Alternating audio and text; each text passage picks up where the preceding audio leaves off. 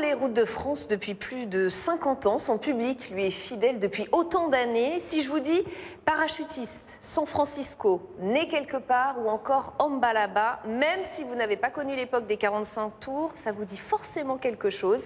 Il est auteur, compositeur, interprète. Son instrument, c'est la guitare. Son idole, c'est Georges Brassens. Il a écrit un livre sur lui. Ce que vous savez peut-être moins, c'est qu'il est aussi passionné d'équitation. Il a même eu le privilège d'apprendre aux côtés d'un grand écuyer portugais. Mais au-delà du chanteur à succès, c'est un rebelle, un indiscipliné. De là à dire que c'est un artiste engagé, il n'y a qu'un pas que lui seul nous autorisera à franchir ou pas. Bienvenue dans Un monde, un regard. Bienvenue Maxime Le Forestier. Merci d'avoir accepté notre invitation. Vous vous sentez artiste engagé ou ça vous horripile d'entendre ça? Je trouve que c'est un résumé un peu facile. D'abord, un chanteur, il est toujours engagé. À partir du moment où vous ouvrez la bouche, vous vous engagez, même si vous vous engagez à ne rien dire. Même si ce sont des textes légers, même si c'est une musique légère, même sans si message. c'est une musique légère, quelquefois il y a un mot qui sort et qu'on va retrouver dans une manif. Ouais. Non, chanteur engagé, c'est vraiment un truc de la droite des années 70, quoi. C'est fini, ça. Engagé politiquement, vous l'êtes un peu, vous l'avez été un peu. J'ai jamais été Jamais encarté. proche d'aucun parti? Jamais proche d'aucun parti. Plutôt, j'ai toujours voté à gauche, mais ça, c'est mon affaire. Il y a une figure de la gauche française qui vous inspire aujourd'hui, qui vous parle? J'ai beaucoup aimé Rocard, ouais. Ouais. Pourquoi? Parce que on comprenait rien à ce qu'il disait quand il était à la télé. Et un jour, il est venu me voir, je crois que c'était à l'Olympia, donc il est venu dans ma loge avant, et il m'a expliqué les partages du travail. Je lui ai dit, mais c'est d'une clarté limpide, je ne vous ai jamais entendu parler comme ça. Qu'est-ce qui vous arrive quand vous êtes à la télé? Et il me dit, c'est le syndrome Raymond Barre. Je dis, quoi, le syndrome Raymond Barre? Ben, vous vous souvenez de la rue des Rosiers, où Raymond Barre a dit, et ça a tué des Français innocents, où là, toute la communauté juive a demandé de quoi ils étaient coupables. Eh ben, c'est la peur de faire une boulette qui fait que je ne suis pas clair. Vous vous rendez compte à ce niveau-là? Intéressant. J'ai pas dit seulement engagé, j'ai dit que vous étiez aussi rebelle et indiscipliné. Est-ce que ça, c'est plus juste, peut-être, vous concernant? Oh oui. Enfin, ça l'a été. Maintenant, en vieillissant, c'est un peu pathétique d'être indiscipliné, mais... Pourquoi? On a le droit d'être indiscipliné à votre âge? Oui, c'était mon arrière-grand-père qui disait « Je ne veux pas être un petit vieux bien propre, je veux être un grand vieux bien sale. » Et voilà. Oui. Non, moi, je comprends mieux pourquoi on fait les choses, quoi. Alors, vous l'avez été rebelle, je précise pourquoi, parce que peut-être que les téléspectateurs ne le savent pas. Il y a eu cette expérience à l'armée, que j'aimerais bien que vous nous racontiez. Ça a été impossible de vous adapter à l'esprit du 13e régiment de parachutistes. Qu'est-ce qui s'est passé?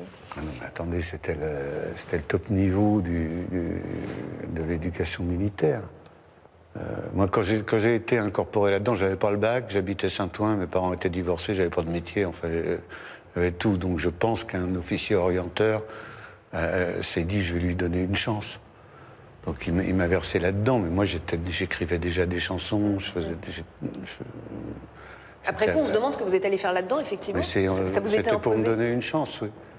Et moi j'ai rencontré par la suite des officiers de parachutistes qui m'ont dit mais nous, votre chanson, on la prenait pas pour nous. On était en colère contre ce connard d'officier qui vous avait mis là-dedans, parce que nous, on rêvait d'y aller. Parce que c'était vraiment... mais d'ailleurs, on le voit encore dans ce qu'ils appellent le 13, c'est les soldats qui sont parachutés ou qui se faufilent au-delà des lignes ennemies, qui observent et qui s'enterrent et qui communiquent. C'est une technicité... Qui vivent des mois sous terre. C'est ça, c'est une technicité extraordinaire. Mais moi, j'étais pas fait pour ça. En tout cas, ça a donné une chanson, vous l'avez dit, cette chanson parachutiste, avec des paroles pas tendres. J'en ai repéré quelques-unes. C'est pas... Je peux les citer juste pour que Allez-y. les téléspectateurs Après, je vous voient de quoi raconte. je parle. Ouais. C'est pas exprès que tu étais fasciste, parachutiste, tu torturais en spécialiste, parachutiste. Mais si tu es vraiment trop gêné d'être payé à ne rien faire, tu peux toujours te recycler chez tes petits frères. Je crois qu'on engage dans la police parachutiste. Alors, Je le dis en riant parce que c'est quand même très fort, très j'ai violent. passé 2 mois au 13e RDP. Sur ces 2 mois, il y a 3 semaines où j'étais à l'infirmerie. Non pas que j'étais malade, mais je devais apprendre le picking au médecin. Et qu'il n'était pas très doué. Et puis je ne faisais pas d'effort pour qu'il apprenne vite non plus. Donc je me suis retrouvé... Picking, c'est technique de guitare. C'est une technique qui vous permet de faire les basses avec le pouce et de faire le chant avec les autres doigts et un petit peu d'accompagnement avec les doigts du milieu. Et le médecin de l'infirmerie était passionné de musique. Il avait une guitare et il voulait savoir ça. On n'était pas nombreux, vous savez, en 69 à connaître cette technique.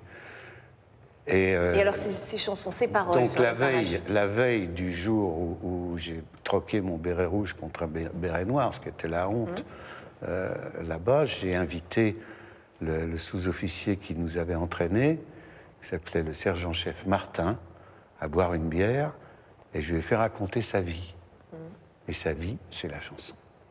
C'est un gamin qui était fils d'une femme vietnamienne et d'un père militaire, qui avait été dans les enfants de troupe depuis le début, c'est pas exprès, voyez, qui n'a jamais eu le choix, et qui là s'emmerdait parce que c'était un combattant exceptionnel, et que dresser des crétins comme moi, ça ne l'intéressait pas, et c'est lui qui m'a dit, je crois qu'on engage dans la police. On comprend bien que vous ne visiez pas des hommes, mais de fait, ça a fait de vous une forme de porte-parole de l'antimilitarisme. Non, à l'époque, c'était surtout le service militaire obligatoire qui était insupportable. Parce qu'il y avait des objecteurs de conscience, il y avait des insoumis, il y avait des gens à qui on présentait l'uniforme, ils disaient non, ils faisaient 2 ans de tôle, ils sortaient de tôle, on représentait l'uniforme, ils disaient non. Et après, moi, j'ai été avec Jean-Jacques de Félis, avec Henri Leclerc, qui plaidaient devant les tribunaux militaires, parce que c'était fermé au public. Hein. Donc moi, j'étais là pour attirer les journalistes et eux pour plaider. On a fait beaucoup de choses avec Cabu aussi. Et du coup, quand vous entendez cette petite musique qui commence à revenir autour du retour d'un service militaire, d'un service national, ça vous évoque quoi? Ça vous fait peur? Ça vous donne l'impression qu'on retourne en arrière à des En choses général, c'est des gens qui ne l'ont pas fait, qui disent ça. Et puis, il y a un argument qui est faux, c'est le brassage des populations. Ah oui? Pourquoi c'est faux? Parce que ceux qui font des études sont sursitaires, donc ils sont officiers. Ou ils trouvent des parades pour le faire Ils trouvent dans des des parades bureaux. pour le faire dans des bureaux, ils sont dans des ambassades, dans des trucs comme ça. Et ne restent que les pauvres gars qui n'ont pas le bac, comme moi. Deuxième exemple de votre indiscipline, 1972, vous faites la première partie d'un concert de Georges Brassens à Bobino, et vous trouvez que les places sont trop chères, c'est ça? Et vous l'imposez à 10 francs. Bon, alors Non, ça c'était avant. J'ai fait la première partie de Brassens en octobre. Et avant, en avril, j'avais fait la première partie de Serge Lama pour 5 concerts dans le sud-ouest. Et il y avait un tiers de salle. Donc je vais voir l'impresario de Serge Lama et je lui dis, écoutez, les places sont à 30 francs. Si vous les aviez mis à 10 francs, vous auriez rempli la salle, vous auriez gagné ou perdu autant d'argent, il y aurait plus de gens qui m'auraient vu. Voilà. Et c'est après, quand j'ai commencé à avoir des propositions de concerts, que je me suis dit, tiens, je vais appliquer cette méthode. Et ça a bien marché, d'ailleurs. Ça a marché jusqu'en 76. Tant que j'avais un coût de production réduit, quoi, les 2 musiciens, un ingénieur du son et un impresario, c'était facile. Après, quand j'ai commencé à vouloir faire des spectacles avec plus de monde, ça devenait plus possible. Il y a des choses que vous regrettez dans ce qu'on a évoqué ou pas, des choses que vous auriez aimé refaire, faire différemment ou pas? Un certain nombre de chansons. Pourquoi? Lesquelles? Je sais pas. Il y a des chansons maladroites. À quoi vous pensez quand vous me parlez? Je pense à Parachutiste. Vous la trouvez maladroite, Parachutiste, Ouais. avec le recul? Pourquoi? Parce qu'elle ne prêchait que des convaincus. Avec quelque part, j'ai été un peu plus malin. Alors vos textes portent en tout cas des messages forts. Né quelque part est aussi un exemple flagrant. Je rappelle quelques mots là aussi. Est-ce que les gens naissent égaux en droit à l'endroit où ils naissent, que les gens naissent pareils ou pas? Cette chanson date de 1988. Si je replace dans le contexte, elles sont écrites contre les lois dites Pasqua, c'est ça, à l'époque, qui restreignaient l'accès à la nationalité française. Ça vous semble d'actualité encore aujourd'hui ou pas? C'est drôle parce que cette chanson-là, au départ, c'était les lois Pasqua, c'était un enfant d'étranger né en France n'a pas la nationalité française. Il faut qu'il la demande à sa majorité. Et il se trouve que mon fils aîné, Philippe, était dans une petite école rue Cambon dans laquelle il y avait 18 nationalités, parce que c'était destiné aux enfants qui avaient des difficultés avec le langage. Donc il y avait des malentendants et il y avait aussi des étrangers. Et le directeur Maisonnave, qui est décédé maintenant, avait eu l'idée de génie d'imposer la langue des signes à tout le monde. Donc comme ça, il pouvait communiquer. Et le meilleur pote de Philippe, il s'appelait Francis, c'était un fils de boat people, des parents qui bossaient dans un restaurant oriental du côté de la Madeleine. Et en allant le chercher, je les vois jouer tous les deux, et j'avais entendu à la radio l'énoncé des lois Pasqua, et je me suis dit, bon, ils vont avoir les mêmes profs, ils vont apprendre la même langue, ils vont avoir peut-être les mêmes petites amies, peut-être qu'à 15 ans, ils vont voler le même scooter. Il y en a un qui se fera engueuler par son père, par un flic ou par un juge, et un autre qui se fera chasser de son pays natal. Ce qui, quand même, est grave. Là aussi, ce sont des sujets qui reviennent beaucoup en ce moment. Ça vous effraie d'entendre ça? Que la France ne soit pas un pays d'accueil, ça me plaît pas, parce que on est tous des enfants ou des petits-enfants ou des arrière-petits-enfants d'immigrés. Ce qui fait la richesse de ce pays, c'est pas le sang, c'est le sol, c'est le... quel que soit son prénom? C'est la culture, quel que soit le prénom, oui. Ah oui. Ah oui, moi j'ai une nièce qui s'appelle Latifa, une autre qui s'appelle Reita. Non, c'est bien le prénom, c'est un cadeau. Et qu'est-ce que vous répondez à ceux qui vous disent que c'est un discours simpliste, que de dire que la terre est à tout le monde, que pas de frontières, pas de... Ah, je dis pas qu'il n'y a pas de frontières. Ouais. Je dis que quand quelqu'un est né ici, il a le droit d'y revenir, il a le droit d'y rester. Et d'ailleurs, cette histoire de renvoyer de déchoir de la nationalité française, c'est une connerie, parce que la plupart des terroristes étaient français. Ils n'avaient même pas la double nationalité. Alors qu'est-ce qu'on fait? On crée des apatrides? On n'a pas le droit de faire ça. Maxime Le Forestier, est-ce que vous suivez les artistes d'aujourd'hui? Est-ce que vous suivez les combats dans leurs paroles de chansons qui tournent plutôt autour de l'écologie, du genre, ou en tout cas d'autres combats que ceux que vous avez connus dans les années 70? Vous les suivez, ces artistes? Oui, j'écoute, oui, bien sûr. Bon, l'écologie, c'est pas nouveau, hein. J'avais fait comme un arbre en 72. C'est René Dumont, L'utopie ou la mort. C'était dans les années 50. Oui, on l'a un peu oublié peut-être. Oui, mais là maintenant, il y a plus d'urgence. Les combats sur le genre, ben, c'est des... Rendez-vous compte que Charles Trenet avait fait 1 an de prison parce qu'il était homosexuel. Ça a quand même évolué, tout ça. Alors que ça doit évoluer encore, je pense que c'est bon. Votre fils est chanteur, hein, c'est ça? Mon deuxième, oui. Votre deuxième fils. Qu'est-ce que vous lui dites? Qu'est-ce que vous lui conseillez pour être un artiste qui compte? Un jour, il y a un journaliste qui lui a posé la question à Arthur, qu'est-ce que ton père t'a dit le plus souvent? Et il a répondu, ce serait mieux avec une guitare juste. Je pense que c'est le seul conseil que je lui ai jamais donné. Et pour durer, qu'est-ce que vous conseilleriez aux artistes? Parce que vous êtes un artiste qui a duré. Est-ce qu'on peut imaginer... On n'est pas responsable de ça. C'est le public qui décide. Nous, on peut pas on ne peut pas décider qu'on va durer. C'est un rituel dans l'émission qu'on a installé, c'est ce qu'on appelle la séquence photo. Je vais vous en montrer quelques-unes et vous allez me dire laquelle vous avez envie de commenter d'abord.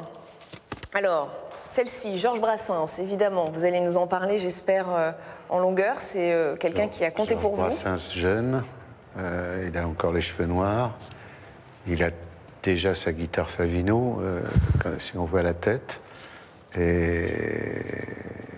Qu'est-ce qu'il a été pour vous, Georges Brassens? Un maître à penser? Pas du tout, non, non, c'est une œuvre. C'est surtout l'œuvre qui m'a... L'œuvre plus que l'homme? Oui, ben, l'homme, je l'ai côtoyé comme ça, mais l'homme ressemblait à l'œuvre de toute façon. Mais ce que Brassens m'a apporté, c'est 171 chansons. Si je vous dis que vous êtes le Brassens du 21e siècle, vous me riez au nez? C'est pas vrai, non, non. Pourquoi? Parce que des Brassens, il n'y en a qu'un. Quand on lit son répertoire aujourd'hui, quand on regarde son répertoire aujourd'hui, certains relisent avec les codes d'aujourd'hui et certains pourraient dire que c'était misogyne, c'était sexiste, on aurait tort de relire son... Ah bah si on le voit en misogyne, c'est qu'on n'a pas écouté Saturne, c'est qu'on n'a pas écouté Je me suis fait tout petit, c'est qu'on n'a pas écouté ses grandes chansons d'amour, les chansons qu'il a écrites pour Pübchen.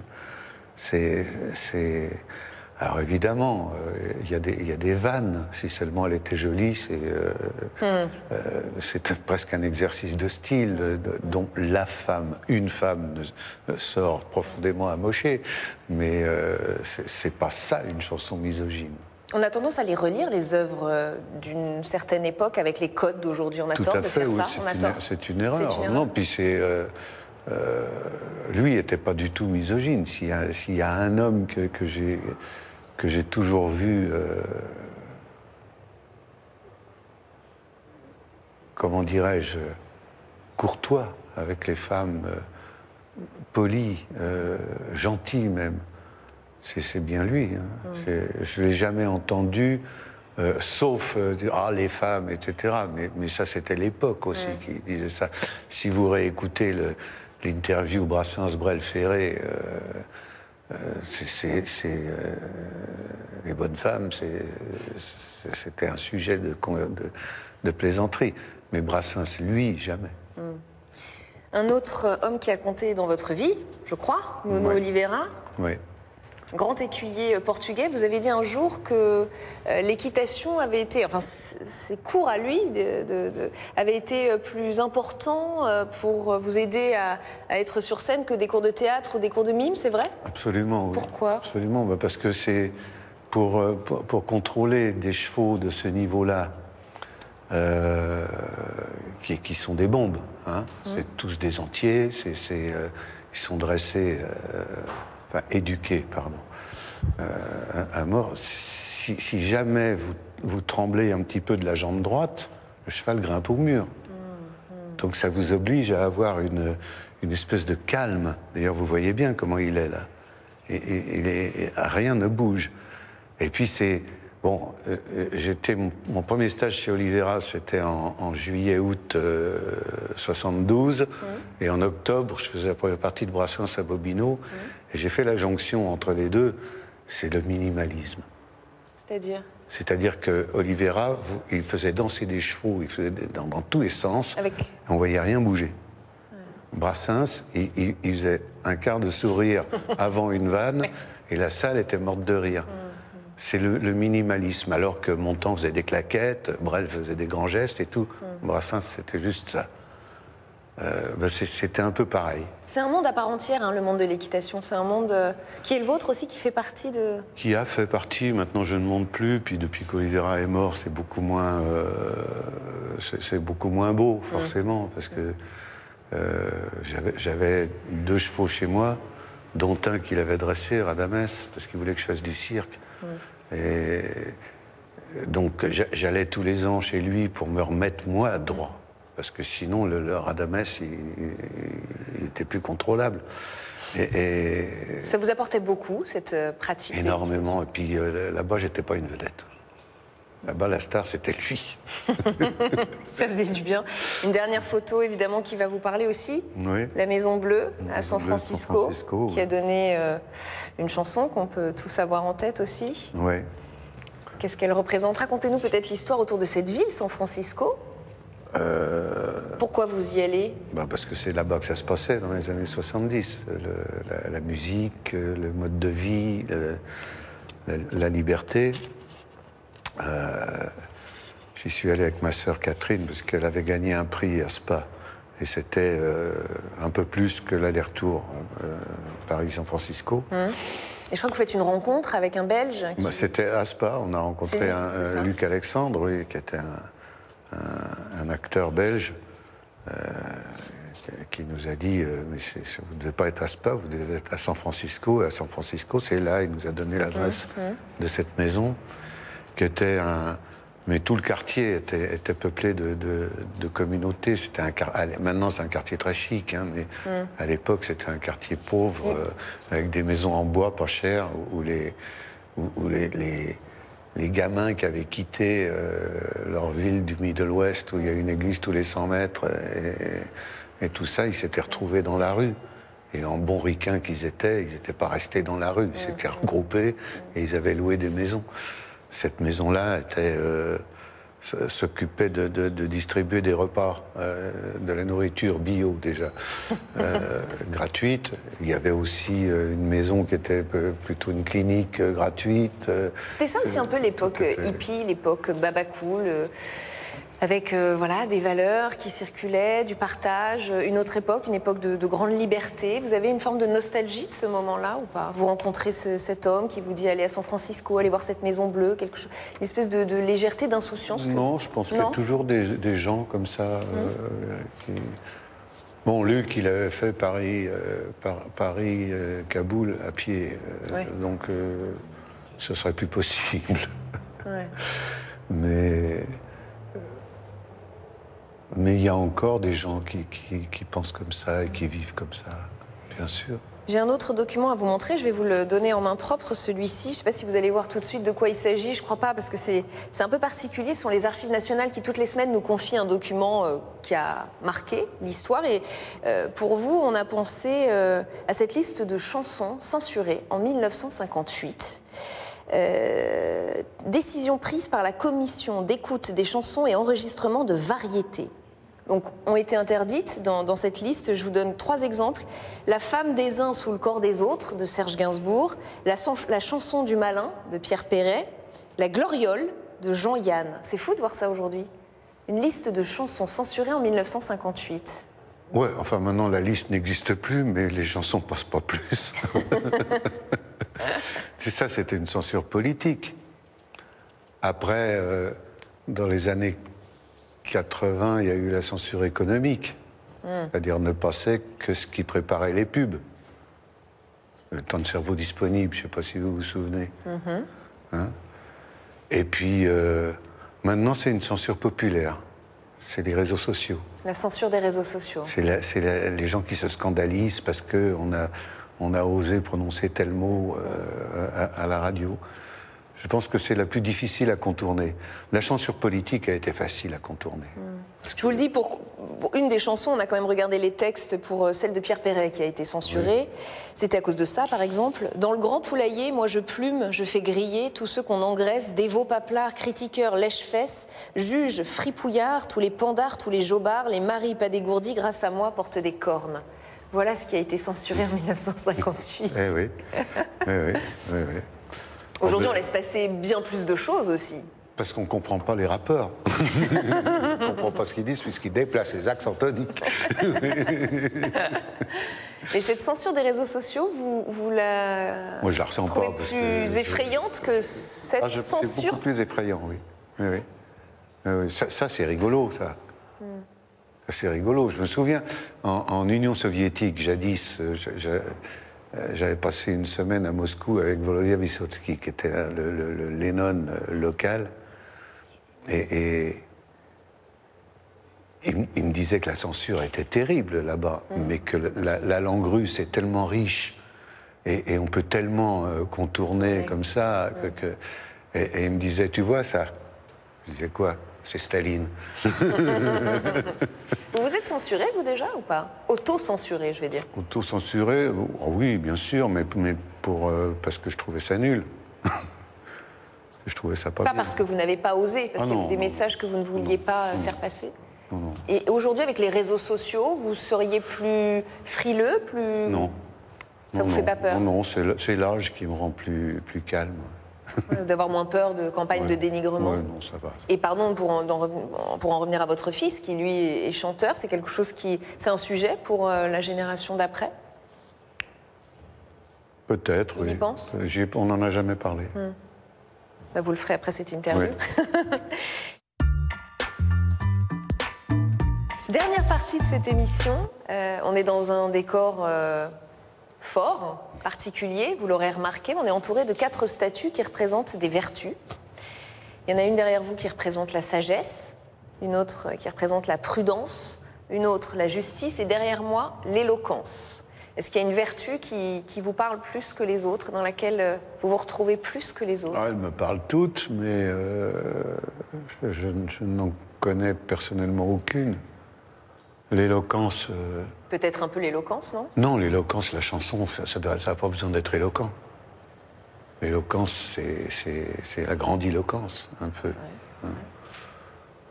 La chanson, ça doit être au contraire malin, ça doit frapper le cœur, ça ne frappe pas l'intelligence. La justice, ben, j'aimerais bien, mais pas fait assez d'études pour être avocat. Donc, mais j'ai des amis avocats qui me sont très chers. Ça, c'est la prudence. La prudence. La prudence, oui, j'aurais aimé... Non. Être plus prudent? Non. Non. C'est pas pour vous? Non. Et alors la sagesse, encore moins? Et la sagesse, c'est un peu la sœur de la prudence, oui. Donc si vous en avez une autre... J'en ai pas, mais peut-être que vous en avez une tête. Merci Maxime Le Forestier d'avoir été avec nous. Merci d'avoir accepté ce grand entretien sur Public Sénat. C'était votre monde, votre regard sur le monde. Merci infiniment. À très vite sur Public Sénat.